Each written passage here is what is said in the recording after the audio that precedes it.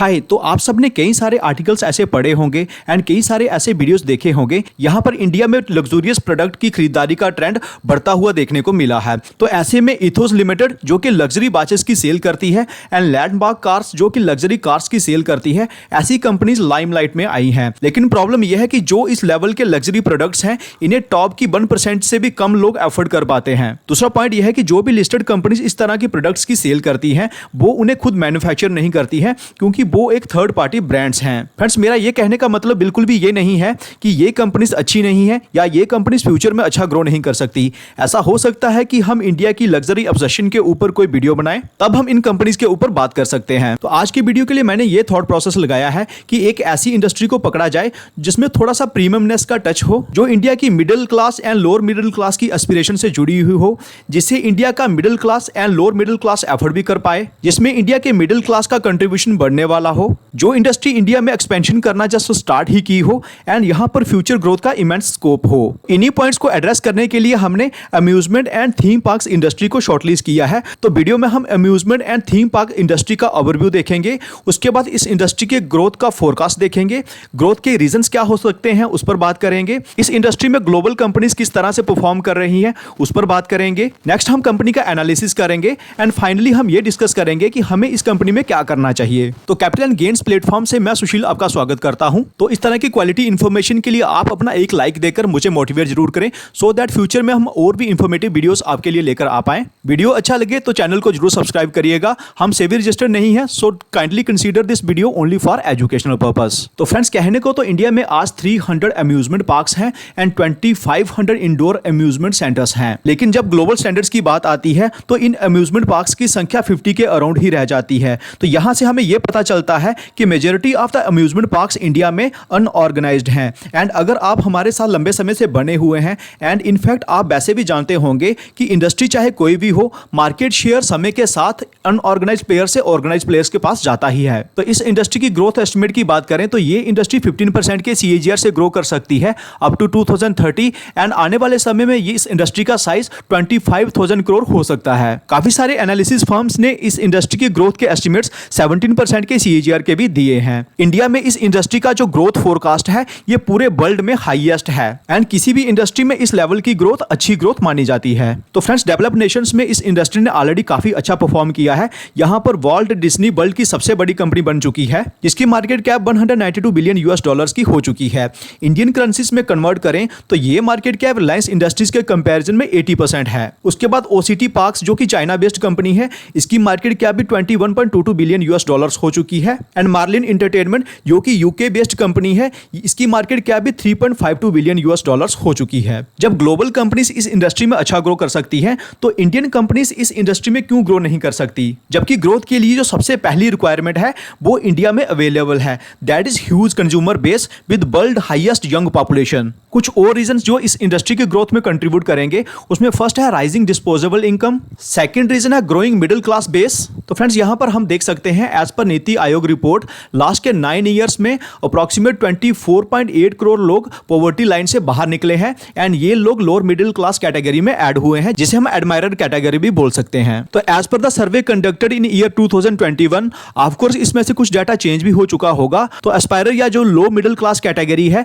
जिनकी annual gross income 1,25,000 से 5 लाख के बीच में है, ये 52% कंस्टिट्यूट करती है। उसके बाद जो मिडिल क्लास कैटेगरी है, जिनकी ग्रॉस एनुअल इनकम 5 लाख से 30 लाख के बीच में है, ये 30% कंस्टिट्यूट करती है। एंड रिच कैटेगरी जिनकी ग्रॉस एनुअल इनकम 30 लाख से ऊपर है, ये 3% कंस्टिट्यूट करती है। तो ये जो 3% है एंड ये जो 30% है, तो ये इस इंडस्ट्री के लिए कंज्यूमर बेस तो है ही, लेकिन एस्पायरर कैटेगरी में भी जो 4 लाख से ऊपर वाले लोग हैं, वो भी इस इंडस्ट्री के लिए आइडियल कंज्यूमर बेस हैं। तो जैसे जैसे इंडिया का पर कैपिटा इनकम बढ़ेगा, तो इस कैटेगरी से लोग इस कैटेगरी में जंप करेंगे, इस कैटेगरी वाले मिडिल क्लास कैटेगरी में जंप करेंगे एंड मिडिल क्लास वाले कुछ लोग रिच कैटेगरी में भी जंप करेंगे। तो फाइनली हमारा ये वाला नंबर कम होता जाएगा। तो इट मींस इस इंडस्ट्री के लिए जो आइडल कंज्यूमर बेस है ये समय के साथ बढ़ता ही जाएगा। उसके बाद नेक्स्ट रीजन है urbanisation and changing lifestyle. And final and सबसे बड़ा रीजन है टेक्नोलॉजिकल एडवांसमेंट। यहाँ पर आज augmented reality and virtual reality की हेल्प से ये इंडस्ट्री अपने कंज्यूमर्स को और भी इमर्सिव एक्सपीरियंस दे पा रही है। तो अब आ जाते हैं हम इस इंडस्ट्री से जुड़े कुछ की रिस्क के ऊपर।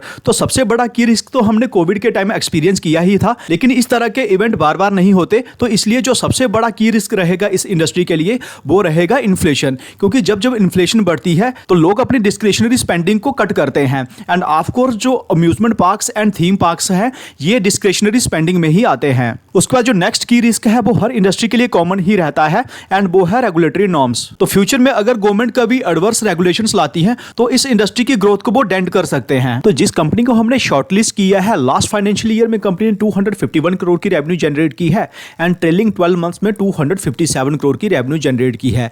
लेकिन नेक्स्ट फाइनेंशियल ईयर में यानी कि जो फाइनेंशियल ईयर अभी चल रहा है that is financial year 25 company 400 crore से ज्यादा की रेवेन्यू जनरेट करने वाली है। इतने एग्रेसिव टारगेट्स के पीछे के रीजंस क्या हैं? ऑफ कोर्स वीडियो में हम उन रीजंस को भी डिस्कस करेंगे, लेकिन कंपनी के नाम पर जो माइलस्टोन दर्ज होने वाले हैं एक बार हम वो भी देख लेते हैं। आने वाले कुछ ही महीनों में इंडिया का लार्जेस्ट वेव पूल इस कंपनी के पास होगा, इंडिया का फर्स्ट वाटर कोस्टर इस कंपनी के पास होगा, इंडिया का first and largest crazy river इस कंपनी के पास होगा, इंडिया की टॉलेस्ट राइड्स जिसमें turbo force and G force आती हैं ये भी इस कंपनी के पास होंगी, इंडिया का बिगेस्ट जायंट फ्रिस्बी भी इस कंपनी के पास होगा। सिर्फ यही नहीं, इंडिया का फर्स्ट डिवोशनल पार्क भी इस कंपनी के पास होगा। तो जी हां, कंपनी का नाम है इमेजिका वर्ल्ड इंटरनेशनल लिमिटेड जो कि मलपानी ग्रुप की कंपनी है। तो प्रेजेंट पोर्टफोलियो को देखें तो कंपनी के पास आज 3 वाटर पार्क्स हैं जिसमें 2 इमेजिका के नाम से है एंड एक एक्वा मैजिका के नाम से है। उसके बाद कंपनी के पास एक वर्ल्ड क्लास 5 स्टार होटल भी है जिसका नाम है नोवोटेल इमेजिका। लेकिन फ्रेंड्स जो मलपानी ग्रुप है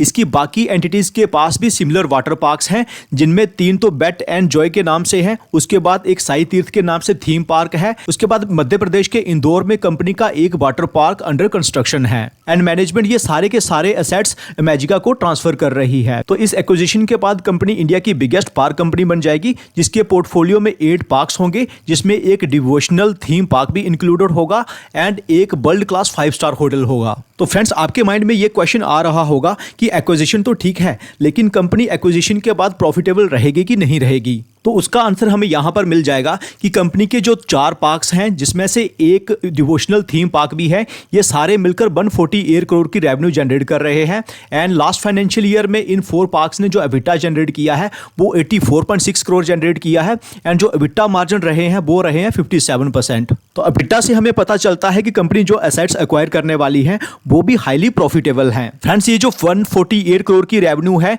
ये उन एसेट्स की रेवेन्यू है जो कंपनी एक्वायर करने वाली है एंड कंपनी के पास जो एग्जिस्टिंग एसेट्स हैं उन्होंने ऑलरेडी 251 करोड़ की रेवेन्यू जनरेट की है। तो इन सबको मिला दिया जाए तो 400 करोड़ तो कंपनी ने ऑलरेडी फाइनेंशियल ईयर 23 में ही क्रॉस कर दिया है। उसके बाद इंदौर में जो वाटर पार्क का कंस्ट्रक्शन अंडर प्रोग्रेस है जब ये भी कंप्लीट हो जाएगा तो कंपनी इजिली 400 करोड़ की रेवेन्यू को अचीव कर सकती है। तो नेक्स्ट क्वेश्चन आता है कि कहीं एक्विजिशन हाई वैल्यू पर तो नहीं हो रहा जिससे कंपनी का प्राइस टू अर्निंग एक्विजिशन के बाद बढ़ जाए? तो यहां हम देख सकते हैं जो एक्विजिशन है ये 7.4x के EV टू एबिटा पर हो रहा है जो कि काफी ज्यादा फेयर है। तो इससे हमें यह पता चलता है कि कंपनी की वैल्यूएशन भी बढ़ने वाली नहीं है आफ्टर एक्विजिशन अनलेस की स्टॉक प्राइस एक बहुत बड़ा अपसाइड मूवमेंट दिखा दे। तो नेक्स्ट क्वेश्चन आता है कि कंपनी के ऊपर डेट की क्या पोजीशन रहेगी आफ्टर एक्विजिशन? कहीं डेट बहुत ज्यादा बढ़ तो नहीं जाएगा? तो इसके लिए आप यहां पर देख सकते हैं कि जो इंदौर वाला पार्क अंडर कंस्ट्रक्शन है तो ये डील 140 करोड़ की है जो कि असेट ट्रांसफर एग्रीमेंट के थ्रू की जाएगी। उसके बाद जो लैंड है इसे इमेजिका अपनी पेरेंट कंपनी से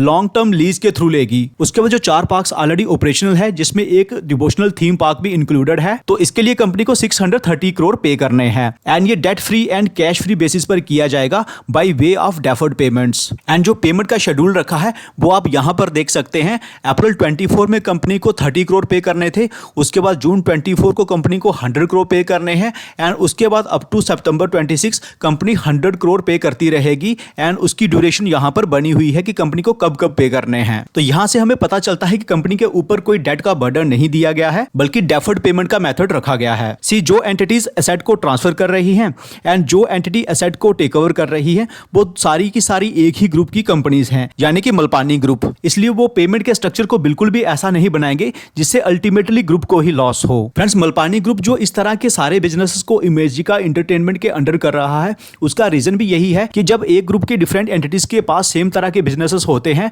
तो उस केस में क्या होता है कि इन्वेस्टर्स ग्रुप की किसी भी एंटिटी को अच्छी वैल्यूएशन नहीं देते हैं, क्योंकि उनको with in entities conflict of interest दिख रहा होता है। एंड हर बिजनेस ग्रुप की कोशिश होती है कि उनकी एंटिटीज को हायर वैल्यूएशन मिले, इसलिए जो सारा का सारा काम है ये बिजनेस की वैल्यूएशन को बढ़ाने के लिए किया जा रहा है। एंड इसके साथ मैनेजमेंट ने यह भी क्लियर कर दिया है कि फ्यूचर में जो भी एक्सपेंशन होगा या एक्विजिशन होगा वो इमेजिका एंटरटेनमेंट के अंडर ही होगा। तो सबसे इंपॉर्टेंट क्वेश्चन ये आता है कि जो भी असेट्स ट्रांसफर हो रहे हैं इनसे जो भी रेवेन्यू आएगी ये इमेजिका एंटरटेनमेंट की बुक्स में कब से शो होना शुरू होगी। तो फ्रेंड्स, आप यहां पर देख सकते हैं जो भी एक्विजिशन हो रहा है इनके नंबर्स का इमेजिका की बुक्स में जो डिस्प्ले होना है ये 1 अप्रैल 2024 से होना है। इनफैक्ट जो इंदौर वाला पार्क अंडर कंस्ट्रक्शन है इसका जो कंप्लीशन है ये भी मार्च 24 में होना था। एंड जो ऑपरेशंस हैं ये भी Q1 में स्टार्ट होने हैं जो कि ऑलरेडी चल ही रहा है। तो फ्रेंड्स, इस कंपनी के Q4 के रिजल्ट्स अभी तक आए नहीं हैं, के लिए हमें Q4 के रिजल्ट्स का वेट करना होगा। तो फ्रेंड्स, यहां पर मुझे कंपनी में अच्छी रीस्ट्रक्चरिंग होती हुई दिख रही है।